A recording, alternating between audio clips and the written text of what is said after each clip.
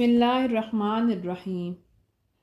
اور آل یعقوب سے پوچھئے، آل یعقوب بنی اسرائیل جو خاص مدینہ منورہ کے رہنے والے ہیں، ہم نے کتنی ہی روشن نشانیاں انہیں دیں جو اللہ کی نعمتوں کو بدل دے اور اس کے بعد آئیں ان پر، تو بے شک اللہ تعالیٰ کا عذاب بڑا سخت ہے۔ آیات بینات سے مراد انبیاء کرام کے معجزات ہے جو ان کے صدقہ نبوت کی واضح دلیل تھے۔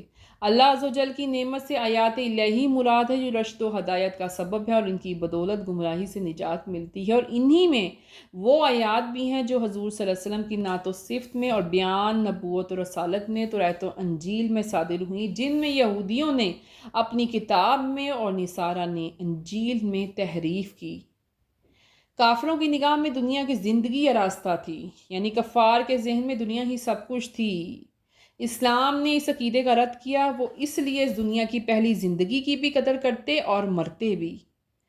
وہ مخلص مسلمانوں کا مذاق اڑاتے تھے، اپنی دنیا کے غرور میں اپنے آپ کو اونچا سمجھتے تھے، اس لیے فرمایا کہ یہ اہل ایمان قیامت کے دن بلند مقامات پر ہوں گے اور یہ دنیا پرست کفار جہنم میں ذلیل و خوار ہو رہے ہوں گے، اور اللہ تعالیٰ جسے چاہتا ہے بے حساب روزی عطا کرتا ہے۔ پہلے سب لوگ ایک ہی دین پر تھے، یعنی آدم علیہ السلام کے زمانے سے عہد نوح علیہ السلام تک سب لوگ ایک ہی دین اور ایک ہی شریعت کے پیرو تھے۔ پھر ان میں اختلافات ہو گئے تو اللہ تعالیٰ نے انبیاء کرام بھیجے جو ایمان والوں کو نجات اخروی اور جنت کی بشارتیں اور خوشخبریاں دیتے تھے۔ انبیاء کو بھیجنے کا مقصد کافروں بدکاروں کو ڈر سنانا اور عذاب آخرت اور ذلت عقبیٰ سے باخبر کرنا تھا۔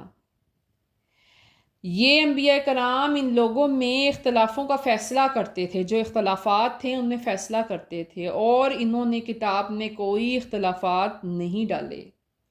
یہ کتابیں تبدیل و تحریف اور ایمان و کفر کا اختلاط تھا کہ یہود و نصارہ نے کیا، بعد اس کے کہ ان کے پاس روشن حکم آ چکے، یعنی یہ اختلافات صرف ان کی ضد کی وجہ سے تھے۔ ان لوگوں کا کیا اختلافات تھے؟ سب سے پہلے قبلہ، پھر روزوں میں تھا، عبادت کے ایام میں تھا، حضرت ابراہیم علیہ السلام کے دین و مذہب میں تھا، یعنی کوئی مشرق کی طرف منہ کر کے نماز پڑھتا، کوئی مغرب کی طرف، کوئی بیت اللہ کی طرف، پھر بیت اللہ شریف کی سمت میں حکم ہوا۔ اسی طرح ان کا اختلاف روزوں میں تھا، کوئی عشرہ محرم کو سمجھتا تھا اللہ عز و جل نے رمضان المبارک کے روزے رکھنے کا حکم دے دیا۔ اسی طرح عبادات کے لیے نصارہ نے اتوار کا دن مقرر کیا، یہودیوں نے ہفتے کا دن، اور اللہ تعالیٰ نے مسلمانوں کو جمعے کا دن کا حکم فرمایا۔ حضرت ابراہیم علیہ السلام کے مذہب کے سلسلے میں یہودی ان کو یہودی کہتے تھے، نصارہ ان کو نصرانی کہتے تھے، اور اللہ تعالیٰ عز و جل نے واضح حق بات فرما دی کہ وہ حنیف تھے۔ یہ لوگ آپس کی سرکشی میں مسرور تھے، تو اللہ عز و جل نے ایمان والوں کو حق بات دکھا دی جس میں یہ بے دین جھگڑ رہے تھے، اور اللہ جسے چاہے سیدھی راہ دکھاتا ہے۔ اللہ تعالیٰ عز و جل نے اپنے فضل و کرم سے ان لوگوں کو جو ایمان کے طالب تھے ان کو سیدھے راستے کی ہدایت فرما دی۔ پھر کچھ لوگوں نے، کچھ صحابہ کرام نے حضور صلی اللہ علیہ وسلم سے عرض کیا، آپ ہمارے لیے حضور دعا کیوں نہیں فرماتے؟ اب ہم جنت کے حقدار ہیں۔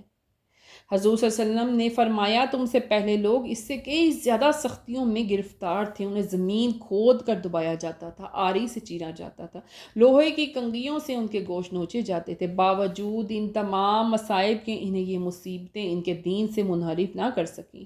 تم ابھی سے گھبرا گئے۔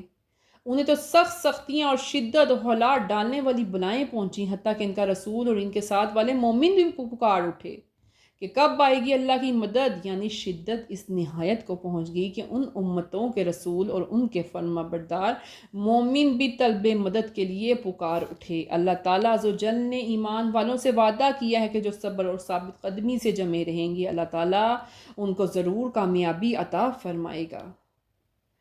اب انہوں نے حضور اکرم صلی اللہ علیہ وسلم سے سوال کیا، کیا خرچ کریں اور کس پر خرچ کریں؟ اس آیت میں انہیں بتایا گیا کہ کس قسم کا مال جس قدر خرچ کرو، کم یا زیادہ اس میں ثواب ملے گا۔ ماں باپ، قریبی رشتہ دار، یتیم، مسکین، مسافر، سب پر خرچ کرو، صدقہ دو۔ والدین پر خرچ کرو، خیر میں ہر قسم کی نیکی، خواہ بدنی ہو، مالی ہو، چھوٹی ہو، بڑی ہو، اس کے معائنی نیک کمائی اور حلال مال کے ہیں۔ اب آگے تم پر جہاد فرض کیا گیا، وہ تمہیں ناگوار ہے، اور بہت سے امور وہ ہیں جو تمہیں برے لگیں وہ تمہارے حق میں بہتر ہوتے ہیں، اور بہت سی باتیں ایسی ہیں جو تمہیں پسند ہیں اور تمہارے حق میں بری ہوتی ہیں۔ اللہ تعالیٰ سب جانتا ہے، تم نہیں جانتے۔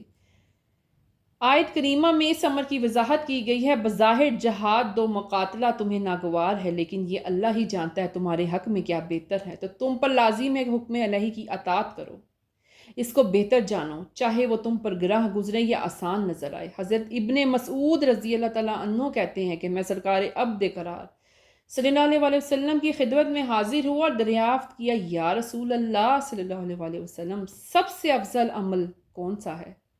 فرمایا نماز جو وقت پر ادا کی جائے۔ میں نے عرض کیا پھر کون سا عمل ہے؟ فرمایا ماں باپ کو آرام دینا۔ میں نے عرض کی اس کے بعد؟ فرمایا اللہ کی راہ میں جہاد کرنا۔ ابن مسعود رضی اللہ تعالیٰ عنہ فرماتے ہیں میں نے بس اس قدر ہی سوال کیے۔ رسول اللہ صلی اللہ علیہ وسلم نے فرمایا مجاہد کا صف جہاد میں ایک دن کھڑے ہونا اللہ کے نزدیک 60